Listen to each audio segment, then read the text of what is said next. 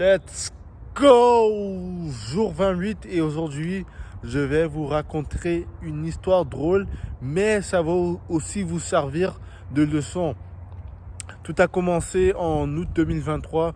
Je retourne chez mon cousin après un mariage et à ce temps-là, tout le monde avait repris leur occupation et c'était seulement moi et mon petit cousin chez lui. Et à la base, moi, je suis sorti pour prendre du pain parce qu'il manquait du pain chez lui. Et j'ai aussi Et puisque je suis sorti, j'ai réalisé que mon cousin, il habitait dans le même quartier que L2B Gang et RSCO. Donc, j'ai profité pour aller dans leur quartier pour, je sais pas, peut-être leur retrouver, leur parler et prendre une photo. Ok, du coup, je sors, j'achète mon pain à Franprix. Et après ça, je sors. Je me rappelle pas si je sais pas si je suis retourné déposer le pain et puis après ça je suis ressorti ou je suis juste allé leur chercher directement. Bon, bref, ça n'a pas d'importance. Tout ce que je me rappelle, c'est que après que j'ai acheté mon pain, je suis sorti, je suis allé demander à tous les passants, est-ce que tu connais où est L2B Gang? Et la plupart des gens ils disaient non. C'était vraiment surprenant parce que L2B Gang est vraiment connu dans leur quartier et c'est vraiment surpris que personne, du coup, des personnes que j'ai demandé ne connaissaient qui était L2B Gang ni RSCO. Du coup, je continue à demander jusqu'à temps que j'ai trouvé un groupe d'individus noirs âgés de, je dirais la vingtaine, mi-vingtaine, début vingtaine. Et je leur demande, est-ce que vous connaissez où est L2B Gang? Ils me disent, oui, je suis leur manager. En fait, c'était un gars, il disait, oui, je suis son manager. Il dit, oh ouais, c'est chouette. Moi, je me suis dit, ouais, c'est le moment. Le moment est là, je vais leur rencontrer, je vais leur checker, je vais prendre une photo et je vais discuter. Tu vois, il parle ça.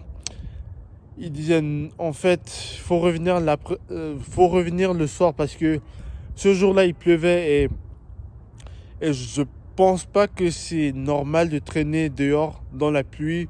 Du coup, il m'a dit de revenir le soir. Puis après ça, je suis revenu chez mon cousin. J'ai dit, ouais, time, je vais rencontrer L2B Gang à 18h. Il m'a dit que L2B Gang sera là. Et même RSCO aussi. Et mon cousin dit, ouais, c'était fou, quoi. Comment un inconnu te dit que te promet de te faire rencontrer L2B Gang et RSCO. Et j'ai oublié de vous dire, il m'a dit aussi qu'il allait me faire rencontrer L2B Gang chez lui, dans son appartement. Moi, je me dis, ouais, c'est chouette, je vais les rencontrer. Et voilà, ça va être un moment agréable. Après ça, j'ai dit à mon cousin, et puis après ça, mon cousin, il dit, non, c'est des faux gars. Si tu pars avec eux, ils vont te racketter. Moi, j'ai essayé de leur convaincre que non, je vais leur rencontrer. Lui, mon cousin, c'est juste un jaloux. Et après ça, il me dit non, tu sors pas. Et je dis ok. Non, il a dit non, tu sors pas. Après ça, moi, j'essaye de forcer. Il a dit. Après ça, j'ai appelé mon grand-père. Il a dit ouais, mon cousin ne veut pas me laisser sortir. Et mon grand-père, il m'avait donné une condition. Je te laisse sortir à moins que tu partes avec un de tes deux cousins. Mon petit cousin ne voulait pas sortir parce que lui, il jouait avec ses amis. Et mon grand cousin, il revenait du travail et ne voulait pas sortir. Donc, ouais, c'était un moment assez gênant. Et j'ai pas fini par sortir parce que quand il était 18h, il continuait à pleuvoir et commençait à pleuvoir encore plus. Donc je me suis dit voilà, ça vaut pas la peine, je vais pas forcer, je vais pas créer un conflit avec mon cousin. Et spécialement, je l'ai pas vu depuis 5 ans, ça sert à rien de créer un conflit avec lui. Je vais attendre que tout le monde serait à la maison. Et aussi, il y a une grande surprise. Ma mère, elle avait raté son vol. Du coup, il y a ma mère, il y a notre oncle, il y a ma grand-mère, il y a mon grand-père et il y a mes deux cousins. Puis après ça, mon grand-père, lui, il ne dit rien. Il juste regarde cette folie se dérouler devant lui. Puis après ça, en fait, mon oncle, mes cousins et ma grand-mère me disent que, en fait, le quartier où ils vivent, en fait, c'est un quartier dangereux. Il faut pas suivre des inconnus. Et ils utilisent des prétextes comme ils utilisent des touristes étrangers pour essayer de les racketter. Et il faut faire vraiment attention et être prudent. Et du coup, j'ai pris un moment de recul et j'ai pris conscience et j'ai réalisé que je faisais une grande erreur, une très grosse erreur. Comment je faisais confiance à des mecs que je ne connais pas et qui voulaient me rencontrer un rappeur chez lui.